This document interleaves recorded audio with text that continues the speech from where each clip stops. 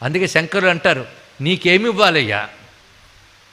బంగారం ఇద్దామా అంటే నీ చేతిలో బంగారు కొండ ఉంది, మేరు పర్వతం. కరస్థే హేమాద్రవు. పోనీ ధనం ఇద్దామా అంటే నువ్విస్తే కుబేరుడికి ఆ పోస్ట్ వచ్చింది. నీ ఇంటి దగ్గర అలకాపురులు అలా కూర్చుని ఉంటాడు, అక్కడ పిలిస్తే పరిగెట్టెట్టు. అందుకే కరస్థే హేమాద్రవు గిరిశ నికటస్థే ధనపతవు గృహస్థే సద్భూజామరసురభి చింతామణిగణై. నీ ఇంట్లో కల్పవృక్షాలు, కామధేనువులు, చింతామణులు ఉన్నాయి, ఏది కావాలంటే అది వస్తుంది. అంతేకాదు స్వామి శిరస్థే సీతాంశవు.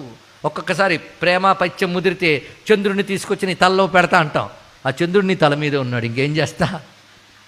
చరణయుగలస్థే కిల శుభే.